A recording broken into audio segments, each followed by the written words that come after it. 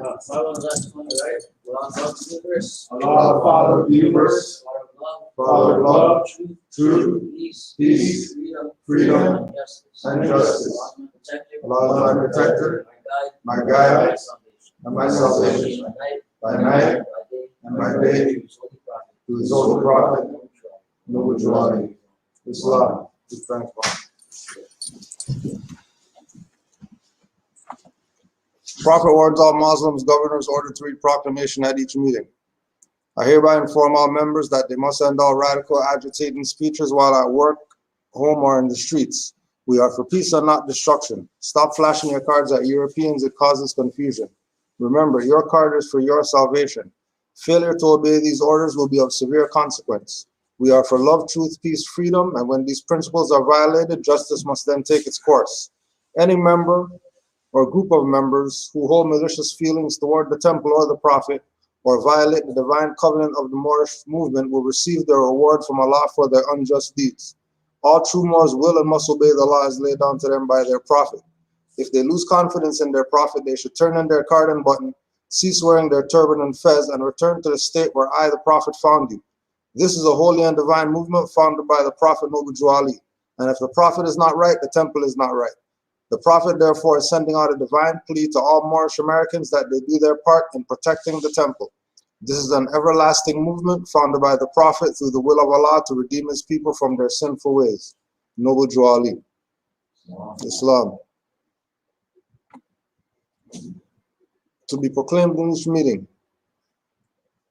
I'm glad to know that I have a few faithful Moors among you all, and I desire for them to know the truth and the divine truth. There is a host of jealousy about me and the movement now by the same people of our side of the nation that claim that I was only a joke and unreal. But now, since they have found out from the government officials and the nations of the earth that this is the only sole foundation that all Asiatics must depend upon for their earthly salvation as American citizens, they are working every scheme that they can to disqualify me so they may take charge of the situation. I have notified all these things to you long ago in the past. It is through the faithful Moors that attribute to the movement and uplifting funds. The ones that paid their divine respect to me and the movement will be remembered. That is why I am calling upon all faithful Moors to increase their faithfulness to me, your prophet, and your divine Moorish movement. I need finance and I need it badly. Never before have I needed finance so badly as I do at present, so I may shove aside the discord that is facing the nation. It all comes through jealousy because of my fame and nobility. The nations of the world will not recognize the movement without I, the prophet, being head. It has been proven by my work which I have performed in the past few years, because I was at the governor's inauguration to represent the Moorish Divine and National Movement, and I will be at the inauguration of President Hoover for the same cause. Noble Jawadi, Islam. Next week we have our last In the Park series. It's going to be down the street from here. So we're going to meet up. We'll meet up here and then go down there, or just meet there. Or just meet down there. So the Black Creek and Chicheway.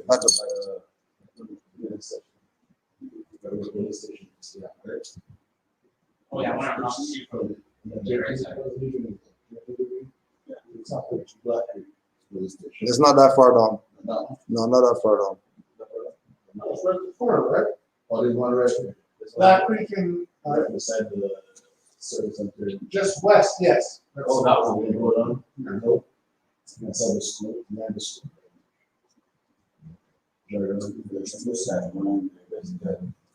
So we'll get the email out for that, and then the 12th, September 12th, we have our town hall. It's going to be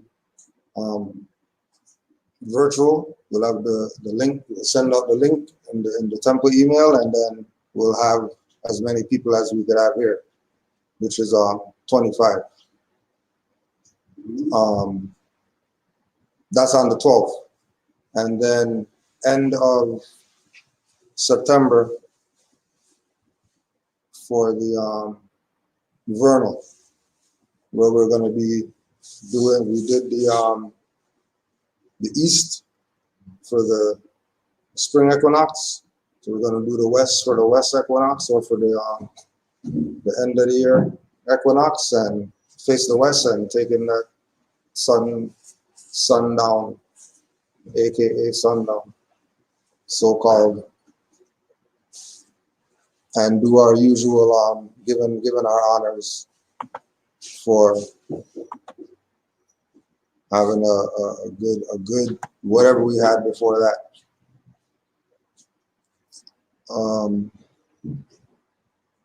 There was you see the position that the so-called government here takes with the indigenous people, and there was a website I was on with regard to the indigenous idea here and what perspective are the natives here looking at it, how are they looking at the thing. So it was on a couple of different websites or whatever. So this one website had a few things on it that I wanted to touch on in relation to the occupying position that, you know, because we see the sellouts, just like with our side, we see the chiefs and whoever of the indigenous people, that we don't mistake them for everybody. Because a lot of the indigenous people know that their own sold them out. Right? And they know that, you know, the only way things are going to get anywhere is with unity and all the same stuff that we're talking about. So this is facinghistory.org. Facinghistory.org. The invention of the Indian. A quote from historian Daniel Francis. The Indian began as a white man's mistake and became a white man's fantasy. Through the prism of white hopes, fears, and prejudices, peace more, indigenous Americans would be seen to have lost contact with reality and to have become Indians. That is anything non-natives wanted them to be. So whoever the Daniel Francis historian is or whatever, recognizes, acknowledges, same thing that the Moors have been saying, that all these are brands. This is not our opinion about it. This is what everyone knows, that these are brand names. So the position that we take of nationality, and again, we have Moors on the reserve right now to vouch that they're so out of it, just like with our people, that they can't even relay the message to the people on the reserve about nationality or whatever. They're butting heads with them, trying to wake them up to the realization that the Indian stuff is a fraud, all the tribal stuff is a fraud. We have to be on the side of nationality. This is the ones on the reserve who are came over to Bering Strait, and they're not even the indigenous people, are taking the position of get on some nationality and birthrights. Right? Yeah, I agree with that. That's what you're saying. Yeah, it's not a lot of them, Some of them. but there's some of them on there that, yeah, that the brothers with the painting from last week. Oh, There was yeah. some, there was those, that was the Moors from the res, right? So when because we've been having some issues with them and this whole thing of the indigenous and their obligations to the indigenous and you know, 3 months waiting for a call back. Email them and get no response. Call them on the phone all day on hold. All day. This is Government of Canada Office of Indigenous Affairs. You're holding on all day. All day. The call time's 8:30. 8:31, you're on the hold till 4 o'clock. And then you might get one individual 3 hours in or something. Or you might get lucky one day. And crazy. You know what I mean? Like, so there's something that's being put out as how this thing is going, and they talk about the truth and reconciliation and the indigenous people, and we gotta help them and whatever. Yeah, that's what they're doing on a certain level, but there's a whole other thing going on with regard to this relation, with regard to this relation of the indigenous people, the colonizers, and how both of them are looking at it, right? And then we have our perspective of how we're looking at the whole situation, which includes them. Yeah, Omar. I was saying that one of the things that I realized is sort of part of the course, and we talked about this before, the deal is for them is on any of these situations, they create a sort of a deal, a treaty, or an agreement, and then it's about breaking or manipulating that agreement. All right, so the business as usual is, now they're redoubling their commitment to the UN trip. So what about the first time they signed on? Yeah. They did nothing on the first time. Now they're creating a bill that signs on to say that they're really going to do some stuff now, and that bill becomes even more convoluted and polluted. And then what happens is, what I've seen now is they've got you arguing the bill. Rather than the international. Back into the courts, and then everything's an adjudication, everything's an appeal, everything's a whatever. So I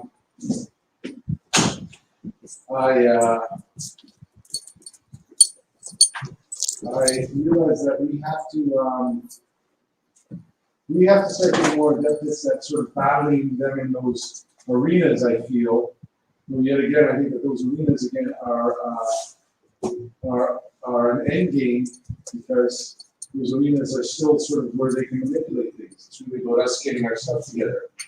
It's really where it is at the end, and then coming to them to let them know this is how we're going to interact with you. Or more importantly, this is how you're going to interact with us.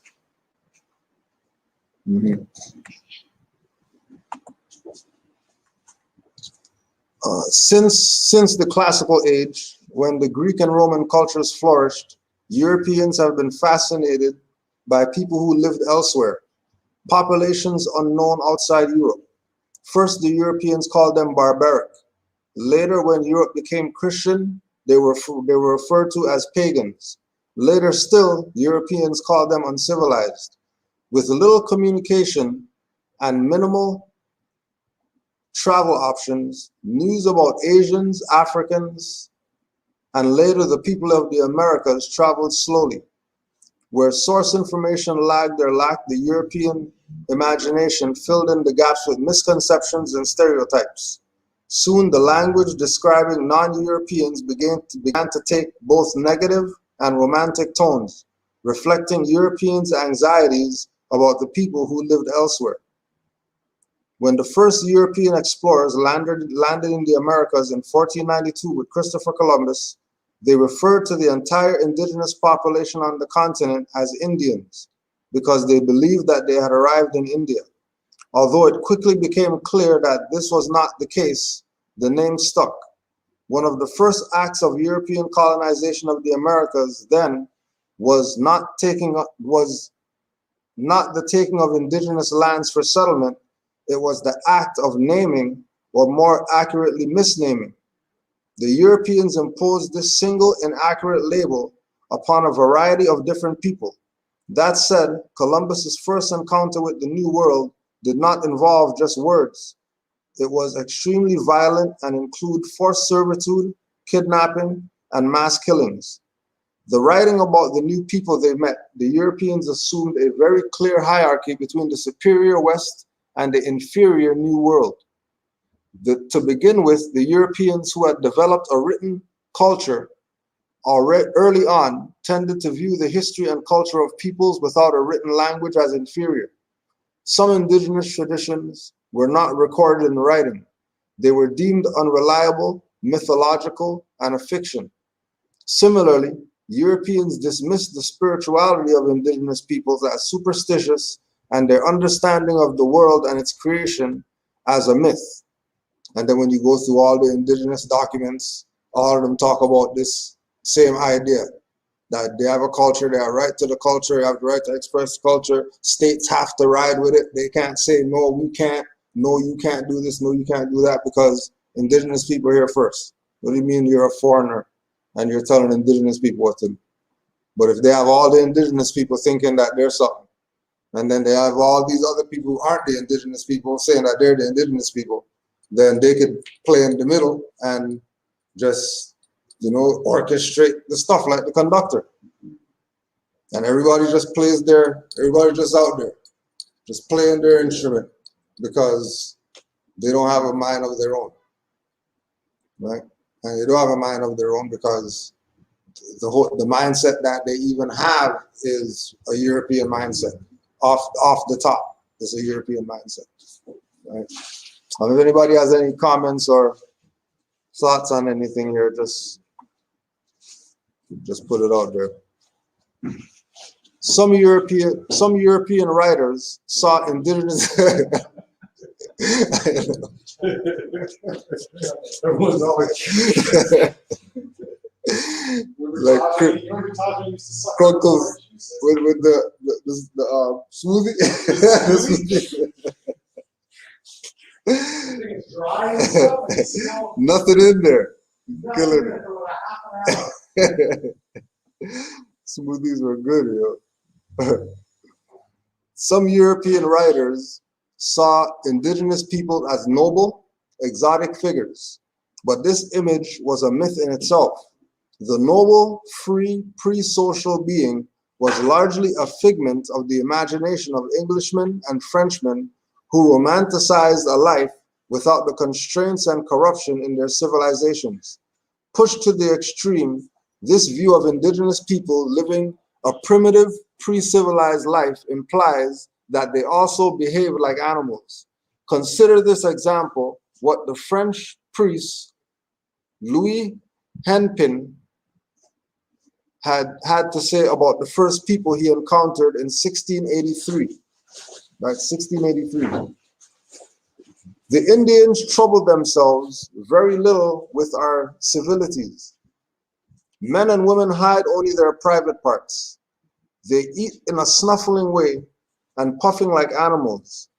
In fine, they put no restraint on their actions and follow simply the animals. Other Europeans, including many missionaries who worked in colonial Canada, viewed indigenous people through the lens of religion. To them, these quote-unquote children of nature were a living example of the biblical story of Adam and Eve. In their Garden of Eden, they lived in blissful childlike ignorance and sin. Some Christians called them noble savages and believed that the time and the proper religious environment, the quote-unquote primitive Indian could achieve civilization just like the modern European man. So this part goes into how they even take what the truth is and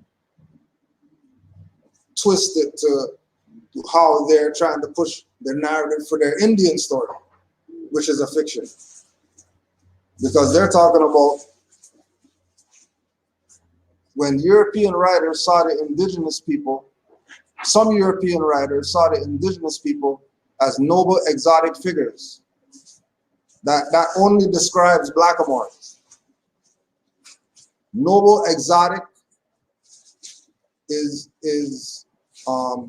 Renaissance language, because they know that all those different figurines, brooches, and all that stuff with blackamoor stuff, those are the nobles. The ones with the turbans, the ones with the jewels, the ones with the castle with the dome, all that is the history and the connection to the nobles. And when society was actually at its peak, when these people were running it. And they realized that they jumped in a boat, went across the Atlantic Ocean, and they had the same people over there with domes on their buildings. And they're dressed in silks and all that stuff like they're from India. They actually saw the people and they thought they looked like Indians. But it could be look like Indians of how they dressed. Because all of it is the same culture. Go ahead, Mark. What's interesting to me is maybe the recollection that they're having are really with the indigenous, those people ones that came over the border. They would only have been hanging out with those people. Yeah. They would only have been hanging out with the people that were slovenly and were sort of only dressed in loincloths. Mm-hmm. That's where the Europeans' position was in the hierarchy of things. Yeah. Because they weren't originally they were just supposed to stay near the water, right? Yeah. They're gonna come inland. And then that's later. So when they come inland, now they can see what's really going on. Yeah. Oh, there they see the establishment. Yeah. See what it's really about. And that's the time frame we're looking at. 1492 to the 1600s, 1700s. That they just started getting to where, you know, they can be recognized as somebody. You know, and again too, they're coming here with their savagery and then calling the people savages. And then they're coming here with their violence and calling the people violent. Then they come here and then they, you know, same thing, trade the place, switch the place with them. Now, 2021, people are talking about Americans are European people. And that's what it is. Majority of people are going to tell you Canada is its own country, has nothing to do with North America. That's just what it is, right? Barely, what, 100 years ago? Barely. Was called something else? Mm-hmm. Before that, called something else? They changed like a television station. Yeah. And also too, throughout this thing, how they know enough to say European. They ain't talking about white men and stuff like that in this thing. Right? They're not talking like how certain people talk. The white devils and all this. European. That's it. European, this, European, that, European, this, European, that. Right? Such Europeans further believed that the differences between the cultures were not innate, for all humans were alike in the eyes of God. As one early North American missionary told the indigenous people he encountered, the Christian God is a God that will be found of them that seek him with all in their hearts and hears the prayers of all men, Indian as well as English. This idea was a leading mindset behind the establishment of the religious residential schools. So was the idea of a childlike Indian. These people have become wards of the state for their own protection, and so that they would be civilized and, in the long run, become part of the European Canadian society. And then they've been going with you know, the card that Department of Indian Affairs gives them. That's who they are as indigenous people. And then they've done that for years, where that's how they identify themselves. But then, just like Brother Omar was talking about earlier, before class started, with, you know, certain institutions creating something having to do with rights, instead of just using the foundational documents that have to do with rights, and then has everybody think that this thing that they created is how you get the rights, and then that means if they go with that, then they abandon the actual rights that they're supposed to be standing up for, dying for, laying in the street, whatever, marching, picketing, all that stuff that they're doing is supposed to be for the rights. But if it's not for the rights, it's for the privilege that you got some privileges from these people over here because you recognize them as your government or you're their constituency or whatever like that, then you're gonna get whatever they give or not give. Right. Right, and again, the language, that is, this is indigenous people talking, and they know about wardship.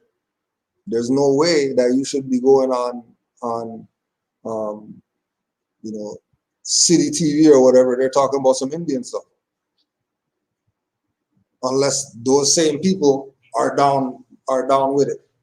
The people on the TV saying it, and then the people who are saying that they're the indigenous people, but they're not denouncing the colonization or the assimilation. Right? It was just like we were dealing with a brother across the street about I was talking to my friend about this Morris thing, but what did he say? He was aggressive or something. So I didn't know. Aggressive, and also he dealt crack. So yeah, he's aggressive. He's a crack dealer. So I don't want to listen to him or whatever. So let me ask you guys, what does this say? So we're talking about the names and how our people have European names. And everybody knows it's a European name, but nobody's switching the name. Everybody's down with having the European name. It's the same thing with these people. That they've accepted the Indian, even though they know it's a fiction. No different. Our people accepted the black, even though they know that that's some BS, that's not really where it's supposed to be at. Right? Go ahead, Omar. no, I was just saying that that's one of the things I think that I remember now leading me into understanding that.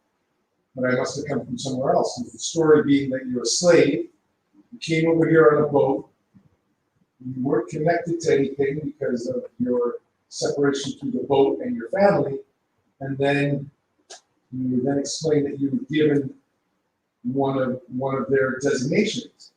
But if that's the case, then somewhere in there exists who you really were, or who you really are. Mm-hmm. Even though they had changed it, if you go back to the records back wherever, in Nigeria or wherever you're supposed to come from, there should be a record of me being there. Right. So their game, at the end of the day, it all leads, that's why the prophet said, everything leads back to us. Because at the end of the day, just even the knowledge that you have another name has been put on you leads you back to your heritage. Mm-hmm. I think it's an insult to their intelligence that they act both. Good, damn right. I mean, so they sailed over with 3 boats. Whatever boats they had. Whatever boats they had. You can't find these boats now, like evidence of these boats. Nothing. And they decimated the crew. They sink them after their drugs. That's what they did. The poor one Western Road, that's just the season after low. For the amount of people that use claim to abroad, right? Mm. There had to be a whole, like, there would be so much gold on the ocean at one time. Yeah. This would have been recorded. Yeah. That Had to be. No way. There's no way you don't have it. Well, what did you tell me, quote unquote, Jamaica got its first church? No,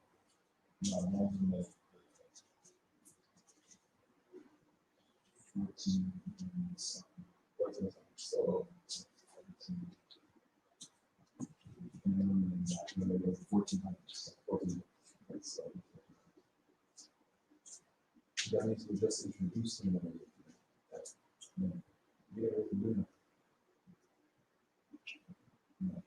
Because they always start off with missionaries. That's what they always do. Yeah.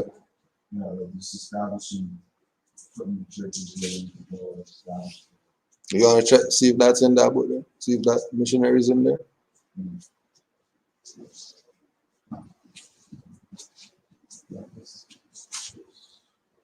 using common sense.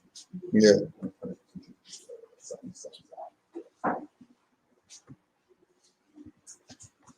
While he's looking for that, we'll continue with this.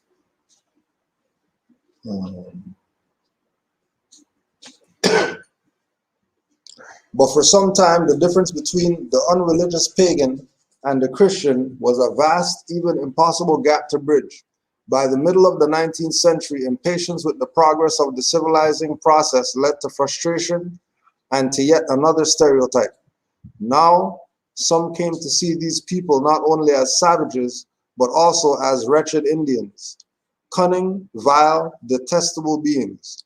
By the end of the 19th century, Canadian officials had embraced a similar idea and started a campaign to assimilate the Indian using the residential schools.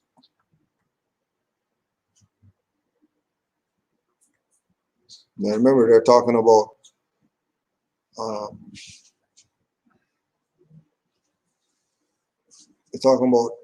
Canadian officials adopting this assimilation thing. So if the officials are in on it, if the officials are okaying it,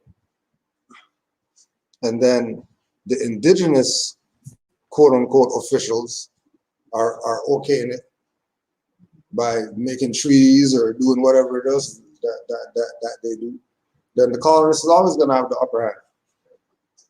Because then on the back end, don't forget he has the nigger leaders too. He has them in his pocket too, controlling all the other indigenous people who should know that they're the indigenous people. But I don't think, from my perspective, I don't think it's the leaders to me are only the leaders because the people allow them to be there. Really, what it is it's a togethership of the people, the grassroots, right? That really is what is missing here. It's us loving each other. Other than that, would come a leader that would be reflective of that. Instead, what we've got are people that are in disarray, and then we've got opportunists coming in here who are feeding off of the fact that we don't know ourselves, and then pushing us in this direction. Right? Yeah. Mm-hmm. So I mean, it's still where I feel that there's an issue is the perspective that somehow it's the leaders that are the problem here. They are definitely the problem, but it's each and every one of us, right? Yeah. Not that we're exempt. Well, we can't be exempt because ultimately, you know, we were laughing about this a couple of weeks ago in regards to the hockey, and we were saying in Montreal, if the Montreal Canadiens don't win the cup, then there's usually like a mob gets together and goes over and lynches the coach. Like real talk, these guys get together, they go march on this guy's house and they kill him. And that to me is what, you know, sort of natural, to me, the natural adjustment that happens. Same thing should be happening with guys like Trudeau.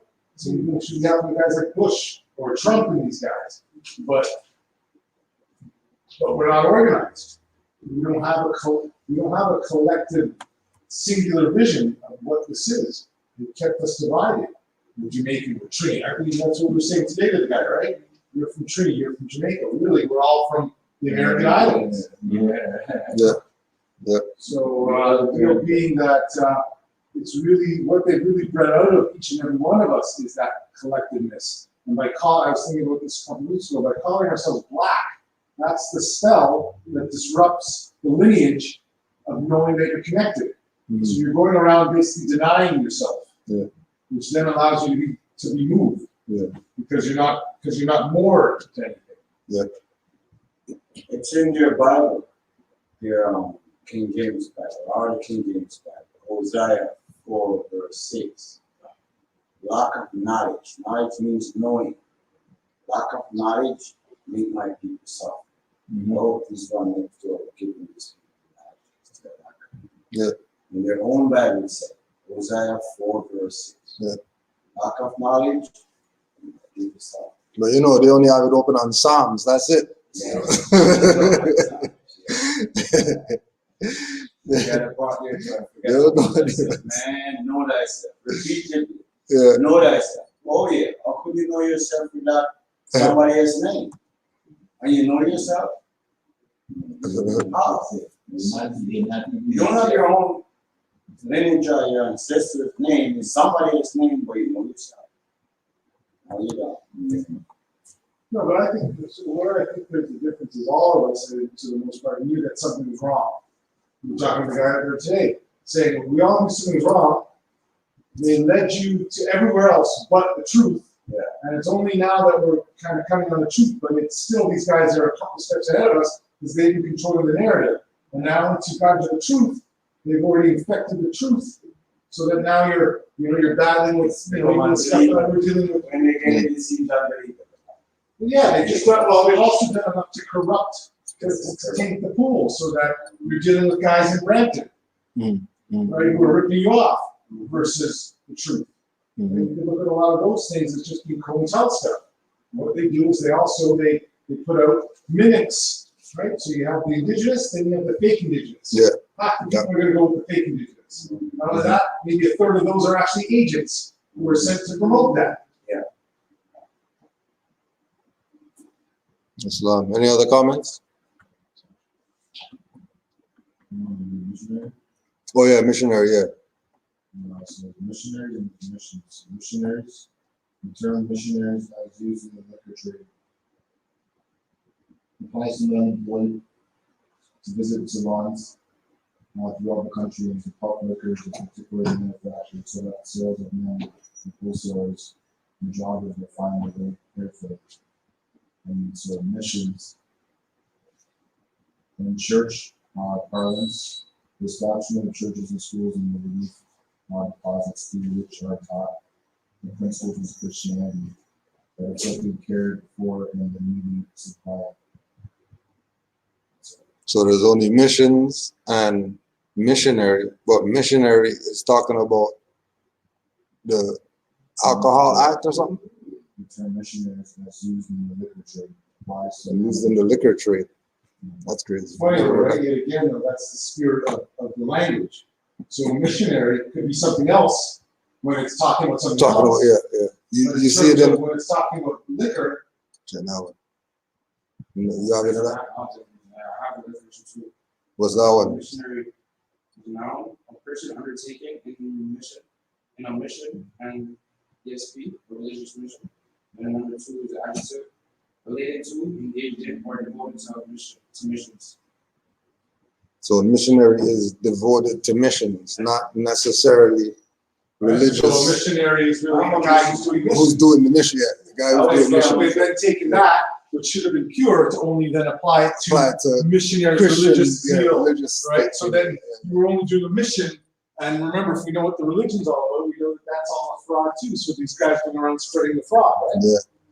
I'm a real missionary. Yeah, exactly. I'm a real Exactly. Hedges and the highways. missionary. Hedges and the highways. Training, cars, Yeah. whatever. Yeah, I'm on a mission. yeah, I'm a missionary. I don't know who not, but I know I am. yeah. Right. The missionary Yeah, yeah. That's it. So you know, if you really want to get that ice cream or whatever, you're on a mission to get that. You're a missionary. You know, it's not. But you know, again, that the same thing with the language and them being able to corner something so nobody else can't use it.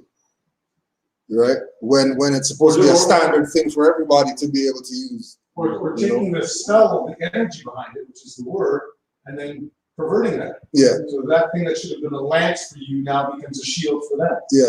Or a butter knife. It's really Or a butter knife. the mind Yeah. that gives it the energy. Yeah. From the same website, facinghistory.org. Until there is not a single Indian in Canada. Duncan Campbell Scott was to run the residential school system at its peak. That is between 1913 and 1932. This is when residential schools were kicking off. Scott was what might be called an extreme assimilationist. As a career civil servant, he was involved in Aboriginal affairs throughout his career. He proposed several amendments to the Indian Act and negotiated one of the major treaties. More importantly, He oversaw the operation of residential schools. Scott was an active official, and while he seems to have appreciated more elements of the indigenous cultures, he also contributed to much of their destruction, right? Playing the two sides of the fence, right? Because you have to play the missionary, right? You know, bring them because they're the savages, and oh my gosh, the poor Indians or whatever like that. But then they're raping whoever in the back, and killing husbands, and killing warriors, and stealing stuff, and right under the guise of the cross made us bruise. What year did you say between? 1913 and 32. Yeah, crazy. Yeah. And I've seen a video into I think it's Kevin Honey. Yeah, yeah, Same guy. yeah. Showing us one of those great back then. His tribes was one of those people because he was like politician, pastor, and principal, something like that. He's chair, middle of Yeah. All the chefs, politician, college, pastor, school. Yeah.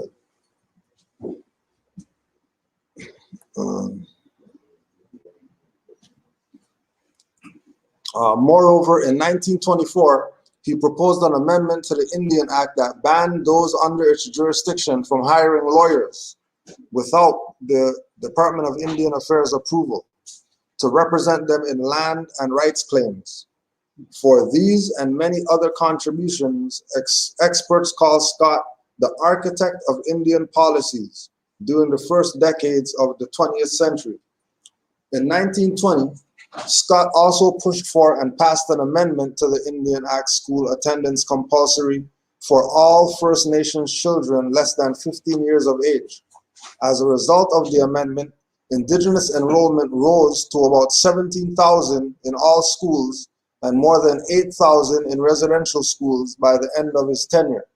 According to Scott's reports, at this point, 75% of First Nations children were enrolled in some school, which he attributed to a growing motivation among them to take up Western education. Clearly, the fact that the education was now compulsory and that since 1930 it included all children between the ages of 7 and 16 had something to do with these numbers. So they know once you get the children, stuff's over. Once you get them, stuff's over. That's all. And this is what they do. Anywhere they go, get the children, separate that's the MO.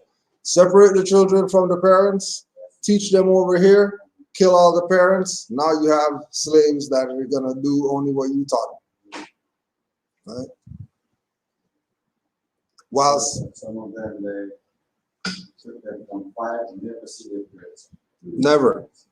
They don't know what a parent is. Yeah, these are supposedly. Some people know that it is. Yeah. And even if they know now you are blind right now. Yeah. Still blind. Yeah. I was Took it from your mother, 5-year-old, you never see it again. That's crazy. That's why they committed so much suicide, because they couldn't interact. Like, I know who you are to me. Yeah. You can't communicate. Yeah. And they just Give up on that. give up because you my mom. I know you my mom, you my dad, but they got me speaking a language that's foreign to me and it's foreign to you, and my language is not become far Far from to me. me, yeah. So who am I?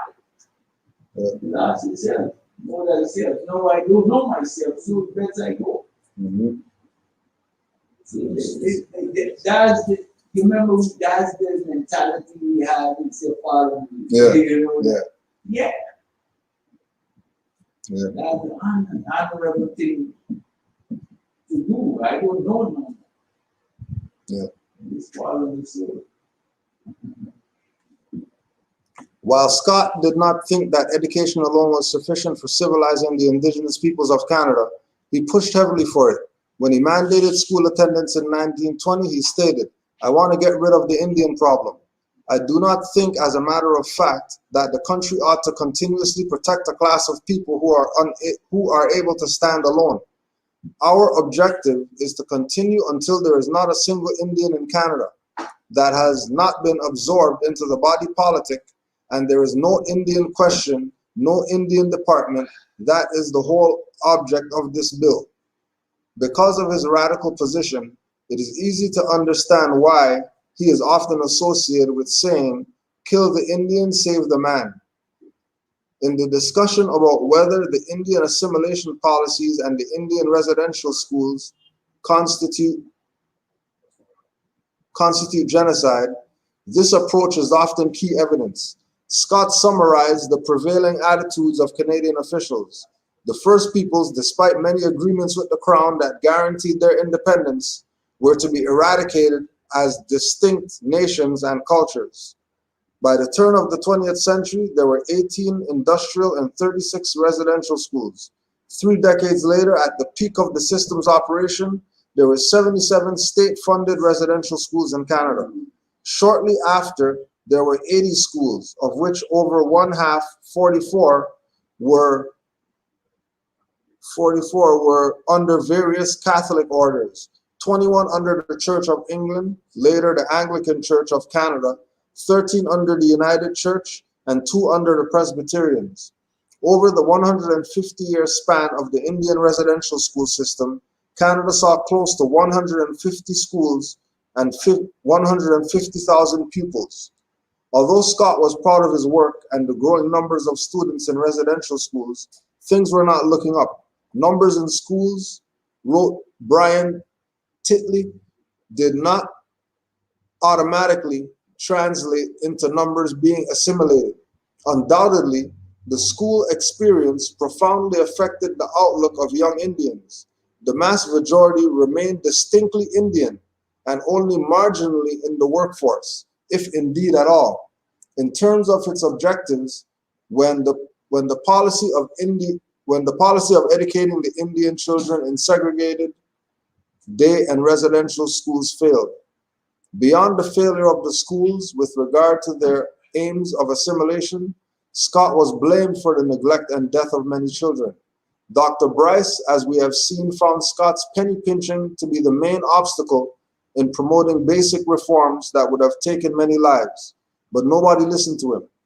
After a defeated aged man, Bryce published a pamphlet called The Story of a National Crime. In it, he argued that Scott in particular had consistently failed to acknowledge and address Native health needs. It is now estimated that at least 6,000 students died in the residential schools. Most parents never knew that their child had perished. The death toll of so many students from tuberculosis and other diseases in the residential schools had recently prompted a heated debate about Canada's responsibility for these deaths. The one thing I always thought is, were these parents checking up on their children every like month? No. They couldn't.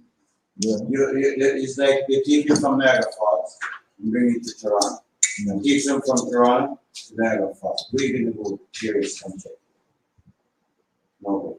It was all architect. Because they just put in the word genocide. It was complete genocide. It was the genocide. whole mission was to eradicate. That was the mission. That's the mission. What are you saying? Experience could have checked. Yeah, but they planned it. You see how it was? The mission is strategically. You don't say this from me. You don't stay in this. You family there around you. They can come in. You can run away and go home. That's what I mean. Both the parents sending letters and correspondence, none of that was law. Some guy, I remember there's one guy that get to go home. He get to go see his parents. And he came back and he started to do some of the craft, art, carving. And they found out. They break his carving, took his pencil, stick in his hand, and he should never speak the language or whatever. Or do anything with his culture. No. Yeah. And I guess because of that, I don't think he get to go back to. Right, yeah. Yeah. Go on holiday and come back. Right. And learn the language. So that was his last time. That was his last time. Yeah, I don't think he get to go back. Yeah. That was during the early 19th century. Yeah, That was just the other day. Yeah. So just the other day, yo. You go and you ask even some of the family in the 90s and other track, they make it remember the all language. Mm-hmm. That's why. Yeah. So it's trying I imagine that some of the parents didn't know how to write in English to correspond to Yeah, their children. that too. that's Yeah. right. It's true. That The too. only way to correspond is the word of mouth, tell so and so to tell so and so, Yeah, yeah, or until they see their children. Which I Yeah. imagine if I compare it to boarding school, would be on breaks. yeah. There's- Whenever they get a break or whatever, yeah. If they get a break. And on that break is where the suicide happens. Yeah, When they kill themselves. yeah, When they go that, I come home and I can't talk to you. yeah. That in itself. Yeah, yeah. So they know what they were creating. Oh yeah, oh yeah. That's the pressure cooker. Yeah.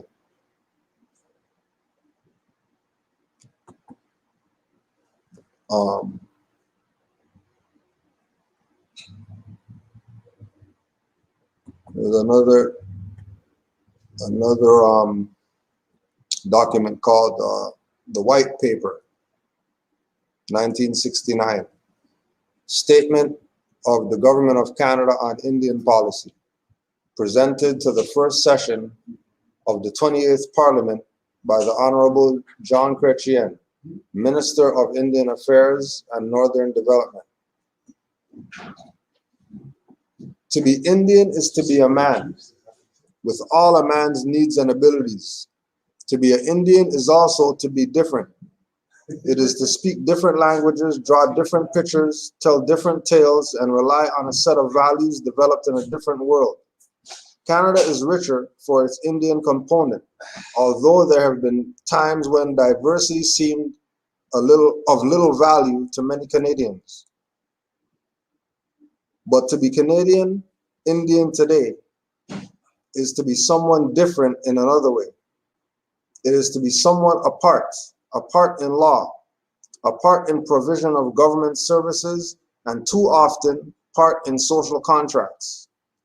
To be an Indian is to lack power, the power to act as owner of your lands, the power to spend your own money, and too often the power to change your own conditions. Not always, but too often, to be an Indian is to be without a job, without a good house, without running water, without knowledge, without training or technical skill, and above all, without those feelings of dignity and self-confidence that a man must have if he is to walk with his head held high.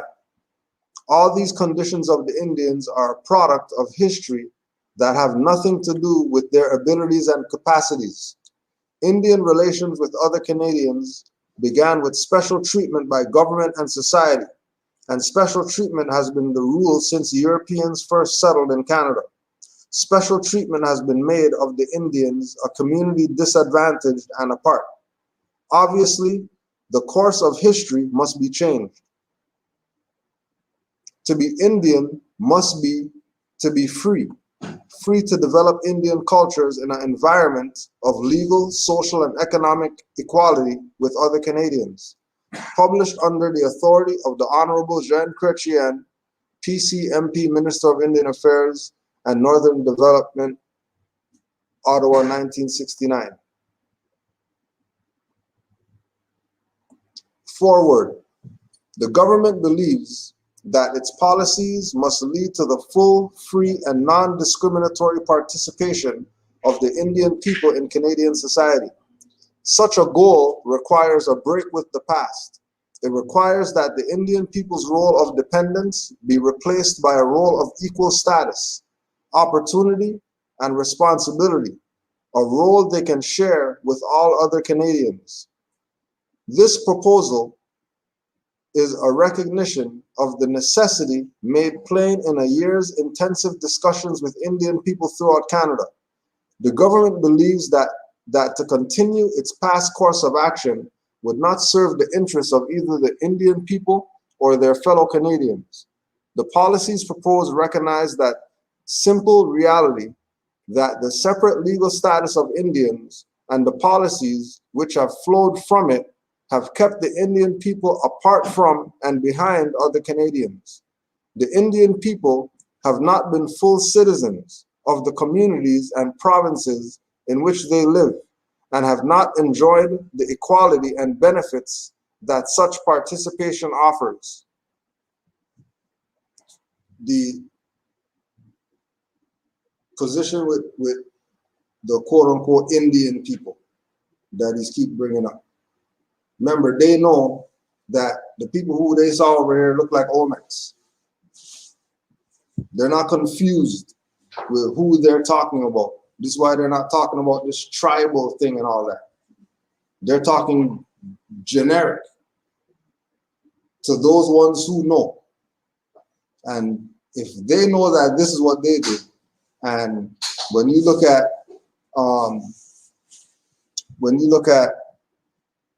Toronto housing or whatever like that, and you tell me that that's not a reserve, you're not looking at stuff properly. Yeah. Yeah. Right. Right. Well, I had a funny one to tell you. It was weird. I was talking to this lady at work. She was talking about how she was talking to her daughter about, she said she used to work in the gay village, and they used to call it the ghetto. Mm. And I thought it interesting. Huh? Before was our ghetto. The ghetto. Yeah. So I think that what we understand what ghetto really means, right, and how this language is across the board. Yeah. It's not just for so-called blacks only. Yeah. Yeah. Because this is where, you know, This is where you are before you go in the oven. so to speak. But then we probably realize that culturally, it's really the actual way that it should be, right? From the perspective that we should be living in harmony. And I think that that's also what I think that represented, right? A lot of the times within the most squalid places, people are living the freest. Yeah. Good, right? To a certain degree. Right.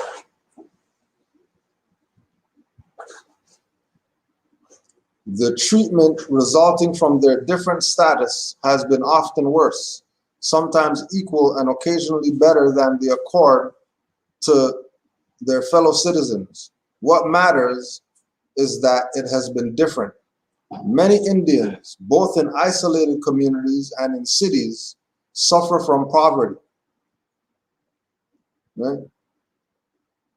Many Indians, both in isolated communities, which is the reserves, and in cities, suffer from poverty.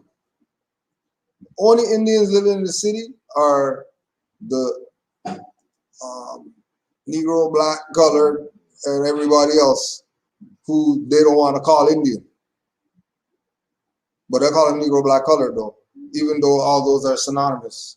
And you can interchange black, Indian, black, Negro, Indian, Negro, Indian, black, Negro, black. You're talking about misclassify neighbor. Yeah, yeah. No matter what it is. Remember they call us West Indian. Yeah, exactly. Exactly. Right. And that West Indian was across the board. Doesn't matter which island you're from, you're West Indian. Yeah. So if they know that they're Indian, how come they're not talking about indigenous rights? Why marching up and down the place if they know that they're Indian? Yeah. Well, but try and go and talk to a Caribbean person. Yeah, try to tell them that they're Indian. That's not me. And then you call the island you're from. Yeah, yeah. I'm from Trinidad.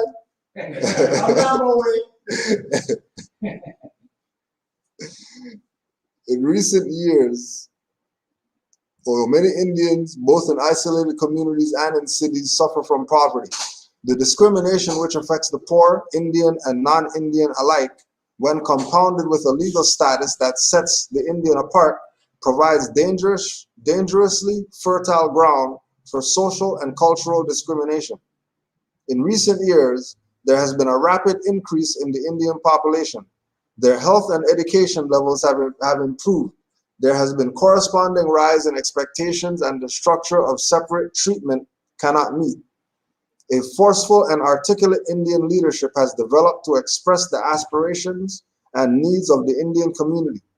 Given the opportunity, the Indian people can realize an immense human and cultural potential that will enhance their own well-being and of the regions in which they live and of Canada as a whole. Faced with a continuation of past policies, they will unite only in a common frustration. The government does not wish to perpetuate policies which carry with them the seeds of disharmony and disunity, policies which prevent Canadians from fulfilling themselves and contributing to their society. It seeks a partnership to achieve a better goal. The partners in this search are the Indian people, the governments of the provinces, the Canadian community as a whole, and the government of Canada. As all partnerships do, this will require consultation, negotiation, give and take, and cooperation of it so it's to succeed. So the partners, the Indian people, I remember they didn't talk about any tribes or anything like that. So we're talking about the West Indians, we're talking about the so-called misclassified Indians, the status Indians, non-status Indians, Six Nations Indians, whatever quote-unquote Indian jurisdiction that they fall in, all of them should be in the conversation. The governments of the provinces supposed to be in the conversation. Matter of fact, we're talking to one of the province people, and he's pretty much like, well, you know, we'll give you a call type of thing. They're not interested in alleviating the pressures using whatever mechanism that they have. All those things are just there so they can say, see, we have and whatever, but they're not using it to do anything, to fix any of the issues. That's just there for show. That's just a prop. That's just a thing in the corner on the movie set that you're not even paying attention to you know, the work that it takes to dress the set. We're just watching the star and the other star next to him, and then they're lying, and then they got their little laugh, whatever, but in the back, there's something back there that somebody put that thing right there, tilted just like that, so you could not pay attention to it. You know? Oh, you had something more? Well, just from the perspective of that all is about, even the legislation that they put out is made to let you think that they're actually doing something about it. They're not doing anything about it. Just the same way like when the residential school sort of the trials came out, and then they decided that they were going to give, I don't remember what it was, $80 billion, I think, to the Yeah. 800 million. Something crazy. 800 million maybe. Yeah, it was something crazy. But It was something crazy. I thought it was 8 billion. Because I thought it was 40,000 people. Yeah, it was something crazy. Anyways, long and short of it, they adjudicated and came to that decision, and then the Canadian government appealed it. So showing you right off the bat that they're not sincere or genuine about this. Yeah. You would need to have an adjudication Oh no, for that, just move that box from right? These people would have stepped forward and would have said, here you go. Right? The very fact that you have to take it to a court case means that something was messed up.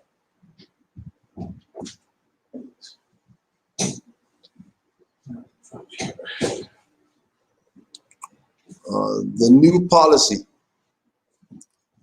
True equality presupposes that the Indian people have the right to full and equal participation in cultural, social, economic, and political life of Canada.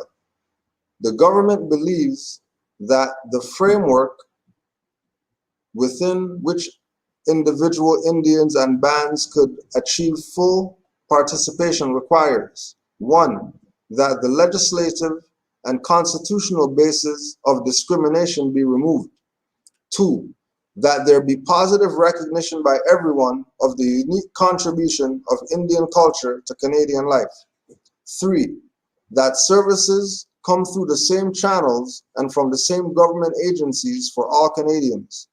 4, that those who are furthest behind be helped the most. 5, that lawful obligations be recognized. 6, that control of Indian lands be transferred to the Indian people. The government will be prepared to take the following steps to create this framework. Now, when they in their trying to help the savages or whatever, right, mindset, are putting out certain instruments, certain documents or whatever, and they make statements like the Indian, and they carry on with the same thing. You know that they're creating the jurisdiction, even though it sounds like it's a good thing, you know. Positive recognition for everyone of the unique contribution of Indian culture to Canadian life. You know, everybody wants to be recognized, but if you want to recognize as an Indian, you're probably not going to get the recognition that you're looking for. While the quote unquote Canadians are going to get theirs, when that's a fiction too. And they're not going to go with, well, you know, Canadians are the original inhabitants of Canada, not the people who with the red flag with the maple leaf, right? You read pre 1867 documents refer to inhabitants of here, right? The inhabitants of here, right? All these Europeans writing about here, the inhabitants of here, right? So they know who they're dealing with, they know who they're talking about, but if the narrative is followed, then so is the mindset. The mindset is coming with the narrative that is being created. The mindset that the people are going to eventually adopt, which is going to cause their downfall. Because again, they're going to be talking about services coming through the same channels and from the same government agencies for all Canadians. Meaning that now the indigenous people are assimilated in it. So the same place where the Canadian people go, the same place where indigenous people go. And it's not supposed to be like that. Indigenous people are supposed to have their own spot where they go to. They have to have their own spot. And again, that's international law versus federal law. That because something's passed by whoever's claiming to be the authority means that, oh, that's the law now.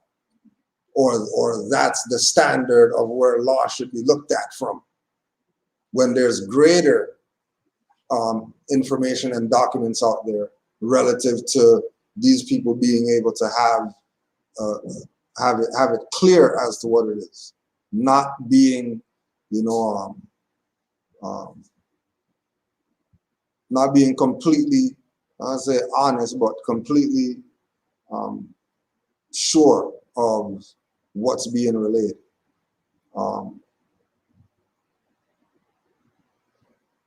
That those who are furthest behind be helped the most.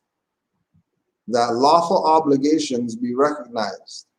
That control of Indian lands be transferred to the Indian people. How do they get control of the Indian lands in the first place?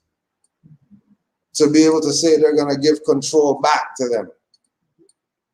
And then if the control is given back and it's not given to the indigenous people by the name that they're supposed to be called, then they ain't give them back anything. I think that's the part of why I heard you said they could get their names back.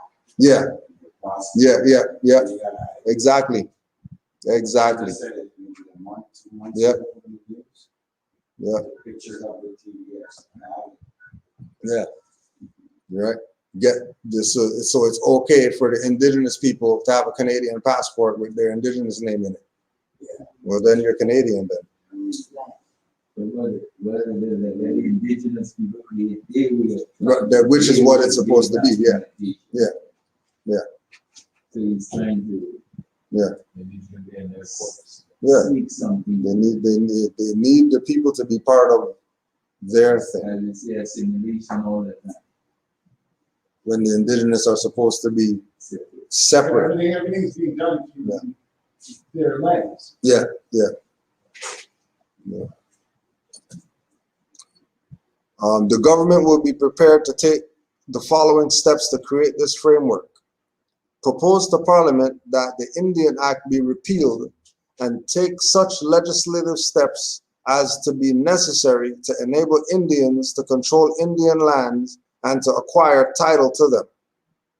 Right? And then right there again, if the Indians are controlling the Indian land, then the title that they get is going to be colored. Yeah. No, because it's your home. So you need title. That's what I'm saying, that's the case. Where does that come from? So once you, yeah, yeah, That's the crop. yeah, right. Let's say we're dealing with some, let's say, witchcraft. Yeah. Propose to the governments of the provinces that they take over the same responsibility for the Indians that they have for other citizens in their provinces. The takeover would be accompanied by the transfer to the provinces of federal funds normally provided for Indian programs, augmented as may be necessary. Right, so again, instead of them just giving the indigenous people stuff, they're gonna filter it through somebody else. And then somebody else will give it to them. Somebody else will disperse the finance. Right.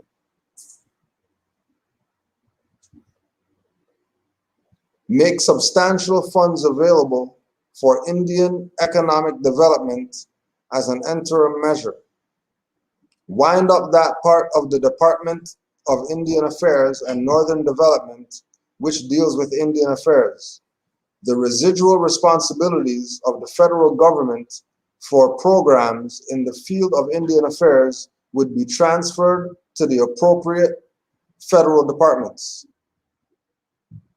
The residual responsibilities of the federal government for programs in the field of Indian affairs will be transferred to other appropriate federal departments. So again, somebody else being over them again. And you keep having being under somebody instead of being able to be amongst yourself doing what it is you're supposed to do as indigenous people. Right?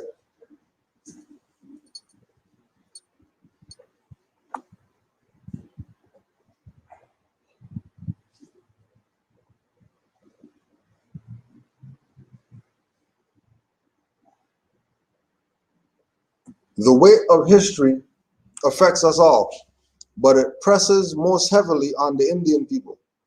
Because of history, Indians today are the subject of legal discrimination. They have grievances because of past undertakings that have been broken or misunderstood. They do not have control of their lands, and a higher proportion of Indians than other Canadians suffer poverty in its debilitating forms. Because of history too, Indians look to a special department of the federal government for many of the services that other Indians get from provincial, local governments. This burden of separation has its origin deep in Canada's past and in early French and British colonial policy. The elements which grew to weight so heavily were deeply entrenched at the time of Confederation. Before that time, there had evolved a policy for entering into agreements with the Indians, of encouraging them to settle on reserves held by the Crown for their use and benefit, and of dealing with Indian lands through a separate organization, a policy of treating Indian people as a race apart. After Confederation, these well-established precedents were followed and expanded.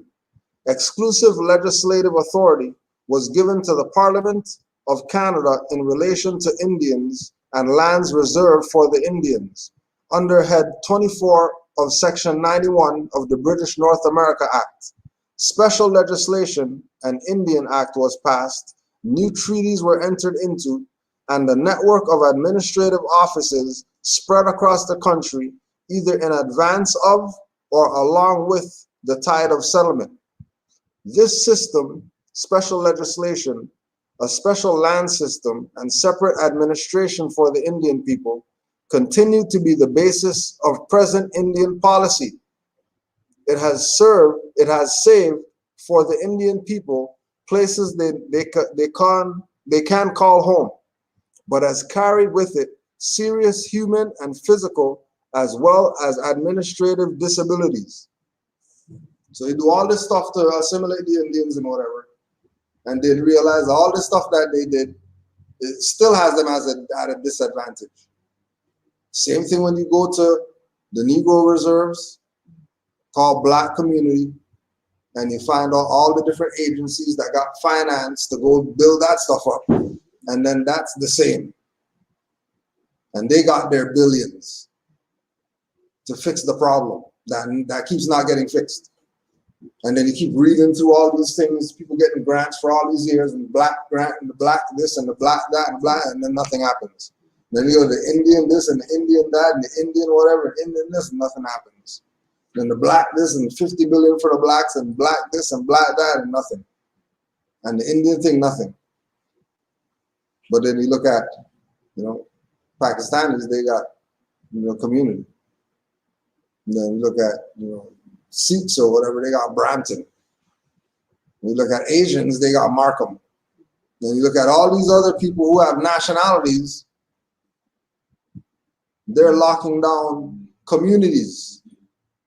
They're not concerned with a store. They have a community. They have how much stores they want. Doesn't even matter at that point, once they have the community part of it, taken control of, right? And all we do is have stores. And the concept of us having community was only presented through what Juali presented, because he was talking about nationality. And the fact that, if the Turks and the Chinese and going to all the different nationalities, if they have a right to a free national name, then why don't we? And going back again to why is it that even the so-called Indians that's on the reserve that declared their nationality and said, forget all that colonial stuff, we're Moors. We're not Indians. We know that we're tied to the indigenous people in this land. And we're riding with what their history is. And they got the Moroccan flag on the car and all that, and Indians telling them anything about they're not that. But when they go present it to them, those people are saying, no, we're not Indians. We're not Moors. We're Indians, because we got to get our this and we got to get our that, and what if we don't, and how are we gonna, and how the same thing when you start talking to Negroes.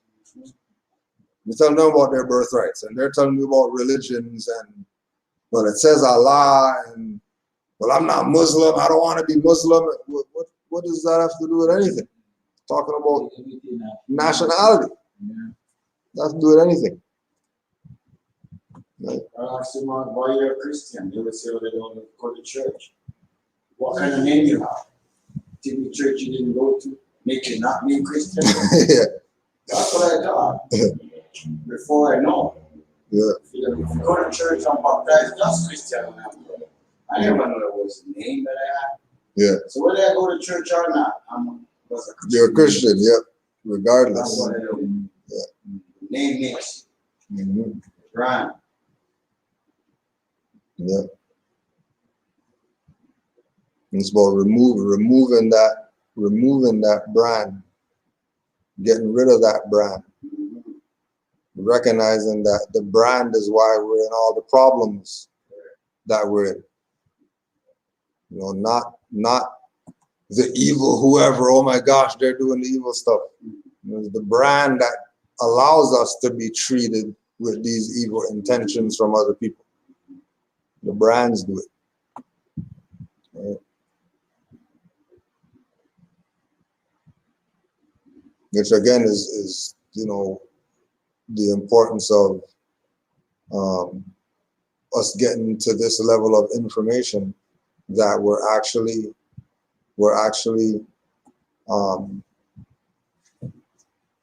being the information, because that's the only way it's gonna live.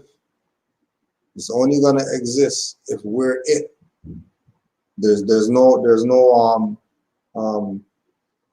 you know, you read in the book and yeah, the Moors in history or whatever like that, that's just us. We. It's not supposed to be some people out there. That's supposed to be us right now that we're talking about. Reference point that we're here. You think the Sikh guy outside, you think his ancestors for generations didn't wear turbans? You just made it up yesterday. I don't know wear a turban. Now they've been doing that. So as long as they had a nation, they've been doing that. That's something that's their arm, leg, eye to them, right? Whereas with us, our stuff is take off, put on, take off, put on, take off, put on. We don't have anything that we can say, yes, this is ours. They say some, you know, dashiki shirt, it means that we're conscious or that we know ourselves. You know, we did some DNA test. Somebody put up a thing about they did a DNA test on a iguana, it came back West African and all this. They say sample from the iguana. So look, it's who's running that test. You know who's running that test, right? So they don't put you all over the place. Yo, they had West African on there, European on there, Hindu on there, everything, iguana. Now, you know, the iguana's been around. It might be all of that. You know what I mean? It might be all of that. But if we also sent in the slime from a papaya and that had COVID and all that type of stuff, then something's going on. This can't be a legitimate thing. You know what I mean? It can't be. Right? The tradition of federal responsibility for Indian matters inhibited the development of a proper relationship between the provinces and the Indian people as citizens. Most provinces, faced with their own problems of growth and change, left responsibility for their Indian residents to the federal government. Indeed, successive federal governments did little to change the pattern. The result was that Indians were the almost exclusive concern for one agency of the federal government for nearly a century. For a long time, the problem of physical, legal, and administrative separation attracted little attention. The Indian people were scattered in small groups across the country, often in remote areas. When they were in contact with the new settlers, there was little difference between the living standards of the two groups. Initially, settlers as well as Indians depended on game, fish, and fur. The settlers, however, were more concerned with clearing land and establishing themselves, and differences soon began to appear. With the technological change of the 20th century, society became increasingly industrial and complex, and the separateness of the Indian people became more evident. Most Canadians moved to the growing cities, but the Indians remained largely a rural people, lacking both education and opportunity.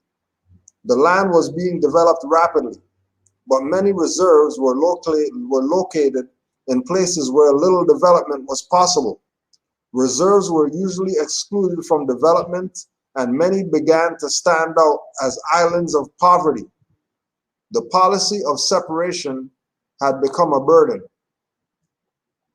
right? And the idea of when they say these different revolutions that take place, right? Industrial revolution, technological revolution, and then you know the indigenous people get encroached on and encroached on and encroached on, and then the capitalists just keep getting bigger and bigger, and then they change their age from this age to that age, and then they got this, and then this, and that, right?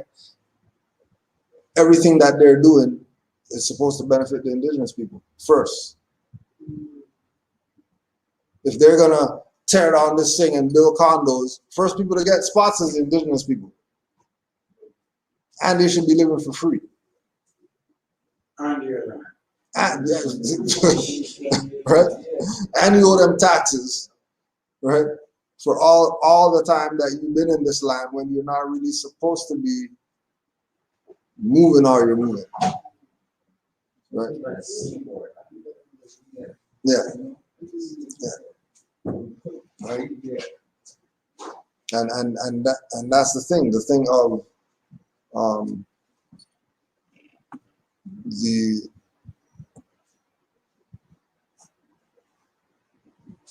most Canadians moved to the growing cities, but the Indians remained largely a rural people, lacking both education and opportunity. The land was being developed rapidly, but many reserves were located in places where little development was possible. Nothing can go. So Not much. they already knew why they were putting them over there. They mapped out everything properly so that when time does come to say, let's build whatever, well, you know, we can't even do anything over there. Because where they are, there's you know, whatever, boulders, there's stuff there that, you know what I mean? There's no sense. So why even put them there? Why even make the reserves there in the first place if it can't be developed?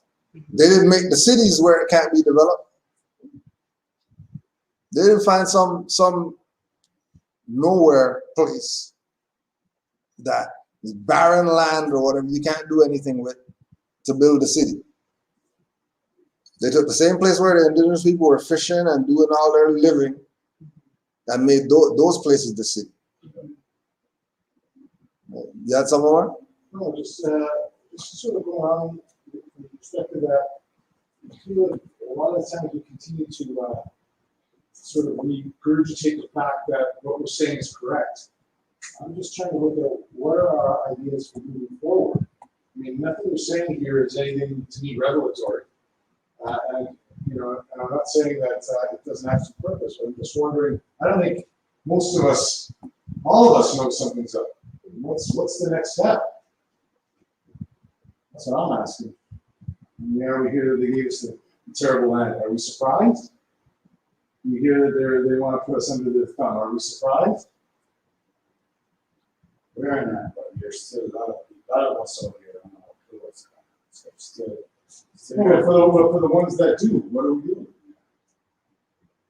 Because it's like we're sitting back here, sort of, yeah, that's right. I mean, I don't know. I'm just That's the course of action to take what is the course of action here? collectively. Or individually?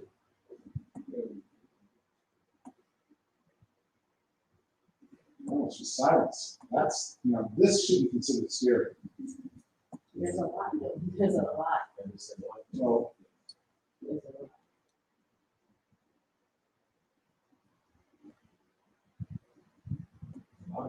Solve, it will be solved, solve those problems in places.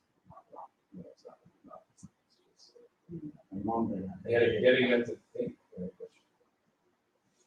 But these systems we already have, we say like the systems are in place for us to take up.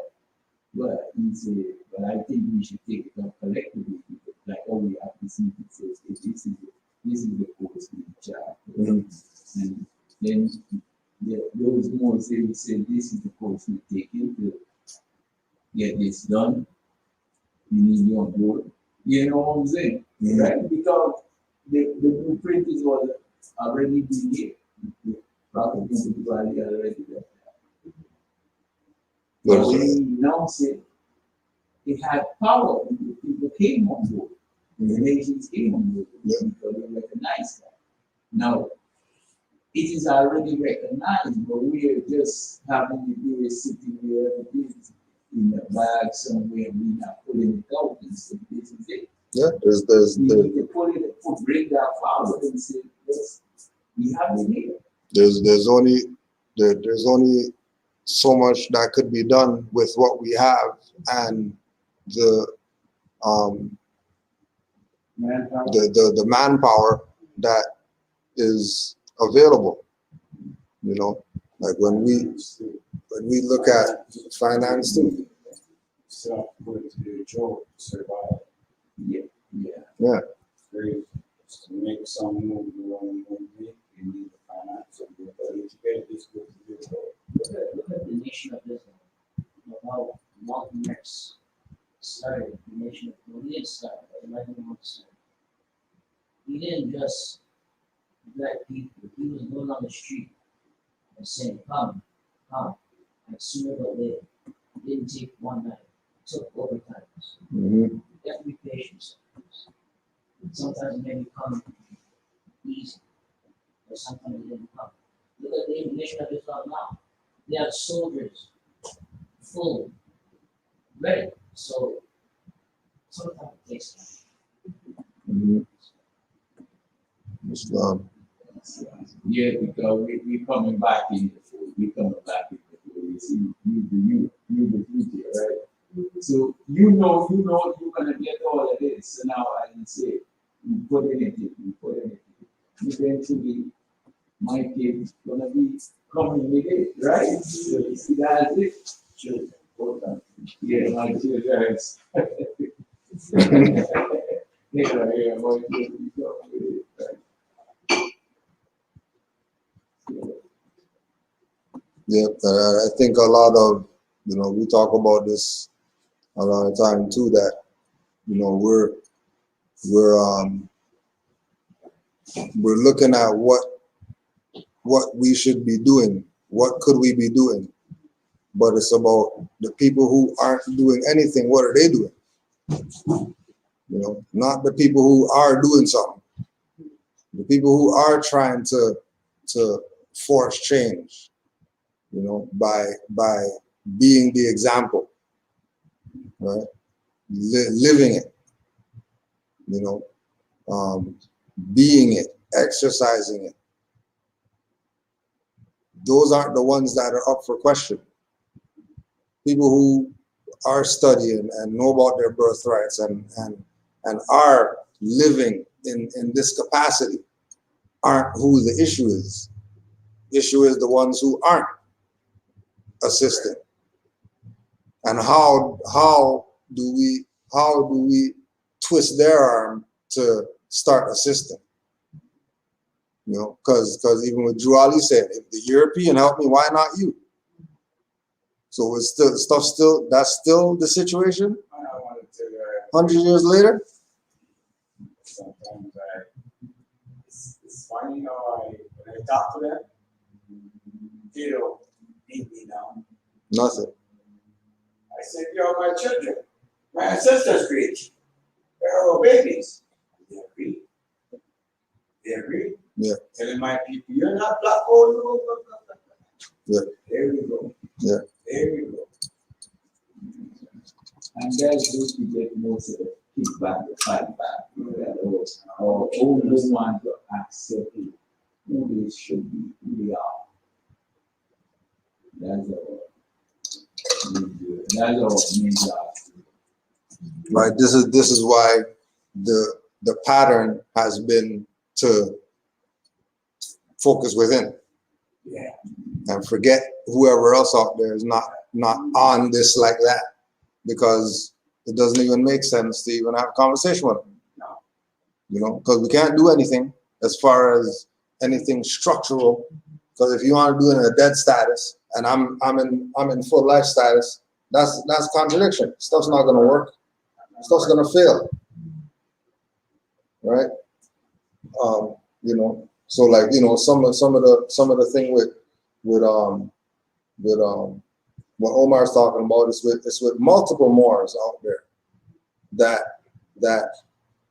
with what we have as Moors, stuff should be way further beyond than where it's at right now. It shouldn't be just right here. No. You know what I mean? It shouldn't be a stagnancy of what this is. You know what I mean? But, you know, with again, going back to the thing with the manpower, you're only going to get so much done with the hands that you have. That's just what it is. You know what I mean? Either more hands are going to come assist, or whoever's been working has to work double, triple shift. Right? And it's been, you know, since Drew Ali time working double, triple shift. How much shifts was he working? Drew Ali had people wrapped around the building coming to see him or whatever. President, general. Right? Yeah. You know? Right? And things were still happening with all that. Things were still happening. You know? So, you know, with the ones who have the fire to do more, that's where it comes into, you know, extracurricular activities. You know, Moors in their own time doing things, not just waiting for Sunday. Monday to Saturday, something's going on relative to your Moorish existence. You know what I mean? And you know, the push, like we say, we could only tell our people so much. There's only so much we're gonna do. The things that we're doing as far as the activity, that's behind closed doors stuff. You know what I mean? That's not in the open information. You know, the whole objective of us doing things like this is more to get the information out. Yeah, that's just it. Right? That's more where it's at. The organization part is after this Tuesday night, 7 p.m. when we get together and we do whatever. Thursday night when we get together and we do something. You know, all the stuff on the wall that happens, right? Those are the finished product. That's the evidence of the finished product of what it is that we've done. What have we been involved in? What did we put our energy to? While, you know, some people want to put their energy to go to the club last night. Some people can put their energy to having 500 sneakers. Some people put their energy we'll put our energy to nationality and birthrights. We'll put our energy to making sure that we have a temple and that we have meetings and that the door could be open and people could walk in here and get some info and, you know, bookstore and you know, museum and, you know, school, and we're gonna do what it is that we see that we could do. And then it's getting other people inspired enough that they have that same vision and assist. Or not assist. But then when there's not assisting, or when there's no assistance, then can't be complaining that we don't have enough ditches. So there are shovels all over the place. Everybody can grab a shovel and dig a ditch. Like I was this Portuguese Chinese studio. Went up to a friend I the other day in transit, and they were like, I'm sure about it. Right up there where the demonstration for motorcycle accident up the road there. Which one? Or just right up here? Yeah. Yeah. And, but I think they have some insurance thing to take care of the burial stuff. But the guy was there, like actually died at the time, he was saying, you got so many friends that if there was no form of that to take care of you, 200 friends, $1,000 each right now. 200 times. Just like that. 200 friends, $1,000 each on the table. It's 200,000. Yeah. 200,000. Phone call. Yeah. Yeah. I bet you they got nationality. Yeah. Yeah. You know. So it's a lot of damage control we're forced to do. Not that we want to do it, but that's just where it is. And again, that's part of what deters a lot of people, because they're looking for something. They're looking for, you know, the Moorish whatever, so they can say, oh, it's official that the Moors are whatever. But guarantee you, if we build a thing, people are still gonna play around like they don't want this or whatever. You know what I mean? You know, like we were talking about, like before we moved to this spot, and we were over there at capacity, shoulder to shoulder. You know what I mean? Standing room only if anybody comes in there. You know, right? So you know that expansion, that growth was because of capacity.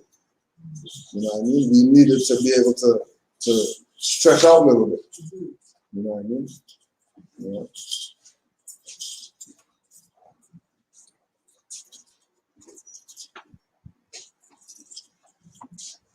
Going back to what we were talking about with the reserves and where they are now. Yeah.